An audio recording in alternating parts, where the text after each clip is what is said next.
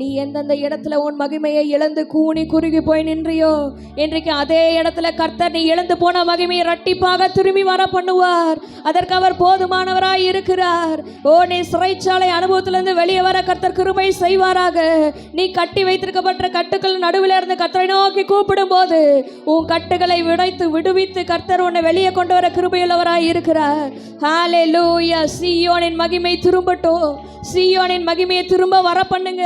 எங்களுடைய வாழ்க்கையில் நாங்கள் இழந்து போன மகிமை இரட்டிப்பாக திரும்ப எங்களை வந்து அடையட்டும்.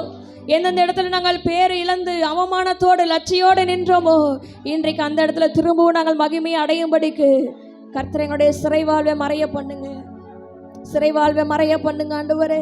கர்த்தர் இழந்து போன தாவீதின் மேன்மையை திரும்பவும் வர பண்ணினார். தாவீது எந்த இடத்துல தன்னுடைய மகிமையை இழந்து அவமானத்தோடு போனானோ, அதே இடத்துல திரும்ப வரும்போது ராஜ மேன்மையோட கர்த்தர் திரும்பி வர கிருபை செய்தார். எந்த இடத்துல அவன் அவமானத்தோடு கூனி குறுகி வேண்டாம் இந்த மனுஷங்கள இடத்துல தப்பிச்சா போதும் விட்டா போதும் ஓடனானோ, அதே இடத்துல திரும்பவும் ராஜ மேன்மையோடு வர கர்த்தர் கிருபை செய்தார். இழந்து போன மகிமை, நான் இழந்து போன விளைச்சல்களை கர்த்தர் வர்த்திக்க செய்வீராக. விதைச்ச விதைகளுக்கு பலன் இல்லாம அந்த பலனை முசுக்கொட்டை பூச்சிகளாம் தின்னு அரிச்சு போட்டு போயிருக்கும். ஆனால் கர்த்தர் நம்முடைய சிறை வாழ்வை மாற்றி அவருடைய அன்பின் வெளிப்பாடாக அந்த பூச்சிகள் எந்தெந்த காரியத்தெல்லாம் பட்சித்து போட்டதோ அதை திரும்பவும் நீதியின் விளைச்சலாக வர்த்திக்க செய்ய அவர் போதுமானவராய் இருக்கிறார்.